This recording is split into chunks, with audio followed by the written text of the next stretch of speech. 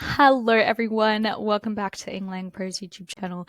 My name is Tori and today we'll be continuing on with our foundation knowledge of our metalanguage, this time with syntax. You'll notice this video is a bit shorter than the other ones. That's because my beautiful colleague Abby has already done a very in-depth, detailed deep dive into sentences and clauses. It's far better than what I could explain to you guys in this video, and I think it's really important that you have a look at this for your learning when we get up to sentences, which is pretty much immediately. But here I've just, as always, put in the meta language that we want to learn by the end of this video. Phrases, clauses, sentences, word order, active and passive voice, and syntactic patterning.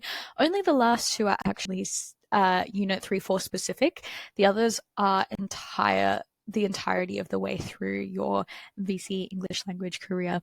So with that, let's get into it. I have got phrases, clauses, and sentences in this document. I'm not going to go into detail. Like I said before, please go watch Abby's video. It's far more comprehensive.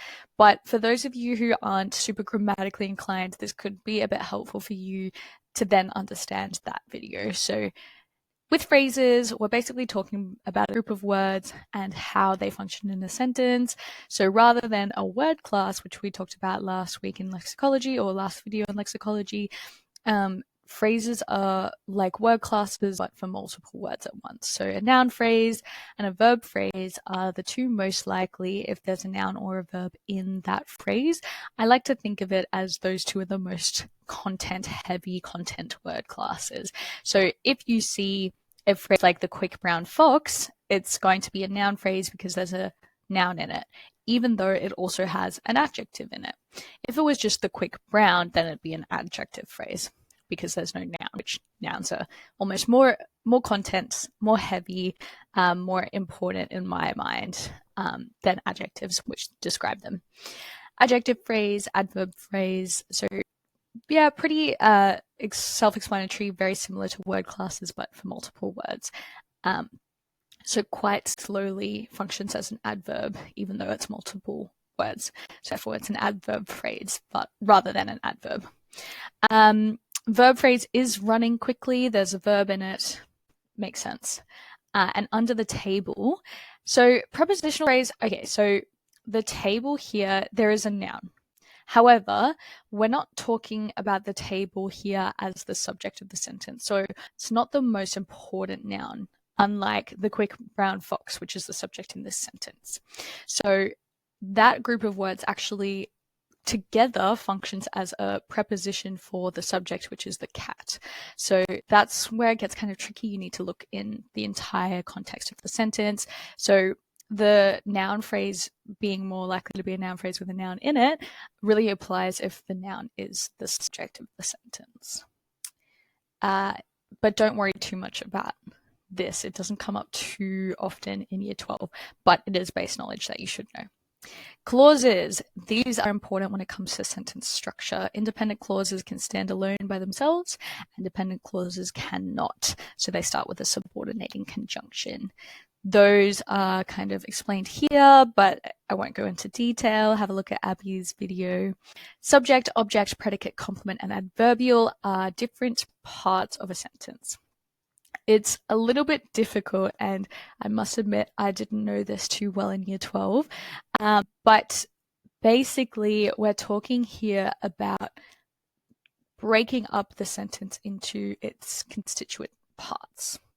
Let me just check I use that word correctly. Constituent. Yes, good. Good. Constituents, I suppose. So we've got our subjects and objects. Subjects are the main noun. That's who or what is doing the thing that's in the sentence. That's who the sentence is about. Objects are receiving the verb or the action that the subject is doing. So for example, she kicked the ball, she would be the subject and the ball would be the object. The dog barked loudly doesn't have an object, but if the dog barked loudly at the neighbor, then the neighbor would be the object. Predicates and complements are difficult and also very rarely assessed. Take that how you will. Predicates are everything really other than the subject, and it's just providing the information about what the subject does or is. and the complement is completing the meaning of the verb. So, for example, if I say the athlete ran fast, the athlete is the subject and everything else other than the subject is the predicate, which tells us what the subject is doing or is, which is ran fast. The complement is within the predicate and it's completing the meaning of the verb, so it doesn't include the verb like the predicate does. So, she is a great teacher. She is the subject. Is a great teacher is the predicate, everything other than the subject. And a great teacher is completing the meaning of the verb is. So, a great teacher is the complement. So, see how a great teacher is part of the predicate here. Adverbials are words or phrases that modify the verb, which we've spoken about before. They provide info on how, when, where, or why something happens. So jogs in the morning is telling us when something happens. Sentence structures, go watch Abby's video. Super important to know. The notes are here for your reference, but you really should watch the video to get a full understanding of those. Same thing with sentence types as well, because I should mention that assessors reports, from the last couple of years have mentioned that students get sentence types wrong. It seems on the surface level to be something that isn't too difficult to get wrong, to get right, but in actual fact, punctuation can be especially misleading. So just because something has an exclamation mark does not make it an exclamative. So have a look at Abby's video to get to the bottom of that. Word order. So in in English as a whole, we have a subject, verb, object order. So that's the way that it is for it to be grammatical. Old English had different word orders, I'm pretty sure. You'd learn about that in year 11. But yes, in modern Australian English and other Englishes, we've got a subject, verb, object order that can be switched around in terms of front focus, for example, like the cat was chased by the dog. That makes it a passive sentence, which we will get to. But that's the typical order: subject, verb, object. Modifiers provide information about a noun, which is very much just part of these phrases that we've talked about up here. So don't worry about modifiers as part of the study design. It just refers to things like adjectives or adverbs that are included in the the noun phrase, Adverbials we've mentioned as well. Actives and passives. These are important. So when you get to year 12 and you analyze ACs or AC texts, you need to be able to identify things like social distance. And a way that syntax can be used to manipulate social distance is by active and passive voice. So what do I mean by that? Active voice is when we present subject, verb, object order with the subject, the sentence, performing the verb. So the teacher explained the lesson. The subject in this case is also known as the agent, as in an agent performing a mission. Passive voice is when we take that agent, which was at the start of the sentence, and we move them to the end of the sentence. So the lesson was explained by the teacher. It needs by who and the agent to explain who is doing the verb. So already, when the subject or the agent has been moved to the end of the sentence, it's creating social distance by front focusing the rest of the sentence. So the action. It's putting more emphasis on the action rather than the person doing the action. So have a consider about why might they strategically be doing this? Is it because they want to emphasize the action that's been done? Or is it because they want to take away emphasis from who's doing the action? Are they embarrassed by them? Or is the action extremely important? Do they want to present it's been done by who because they need to answer someone who's annoyed about some action not being done, for example, in the workplace? Like, have you filled out this note? It's been done by Abby. So that's passive voice. Agentless passives is where it gets really interesting. That's when instead of just moving the agent to the end of the sentence, we take it out completely. So the lesson was explained.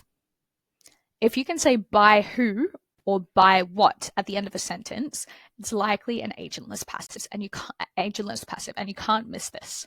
You need to talk about this in your AC because it has implications for social distance and register and purpose, particularly purpose, because why would you avoid saying the agent? Happens a lot in political language, for example, when a mistake was made, but they don't want to admit I made the mistake or my political party made the mistake. They say a mistake was made so that they can separate the action from the agent. Sometimes when the agent isn't known, then it also will be an agentless passive. But a lot of the time, it's about kind of manipulating the situation and separating the agent from the verb and the action. The book was read. By who? We all think in unison, because that's what we should be considering when we're trying to work out, is something an agentless passive. Can I say by who or by what at the end of the sentence? Finally, we've got syntactic patterning, which we've spoken about before in the patterning video, but you've got 3 types: listing, parallelism, and antithesis. I think these days parallelism includes listing and antithesis, but for your exams, you should be able to separate them out. So parallelism, or we'll start with listing. So listing is pretty simple to pick up on, but when multiple items are enumerated, so listed out in a sentence, such as we bought apples, oranges, bananas, and grapes. Listing out all the different things we've bought. And consider how this reduces lexical density because we don't need to repeat the start of the sentence. We bought apples, we bought oranges, we bought bananas, we bought grapes. Parallelism is when we use the same sentence structure or grammatical structure and present ideas that are similar. So for example, the day was sunny, the day was warm, the day was bright. It's almost like listing, but we have repeated the start of the sentence. Another example is I came, I saw, I conquered. Very famous Julius Caesar quote. Antithesis, same thing, but we've got contrasting ideas. So it was the best of times, it was the worst of times, would be just parallelism. If it was the best of times, it was the greatest of times. But we're presenting 2 different ideas and highlighting the contrast between them, or the juxtaposition, by using the same sentence structure or grammatical structure first. The day was sunny, the night was rainy is another example of antithesis. One small step for man, one giant leap for mankind is also antithesis because we've got a small and then giant leap, but with the same grammatical structure. So with that, I hope that kind of fills in the gaps for syntax and has been helpful. All the best with your studies. Bye.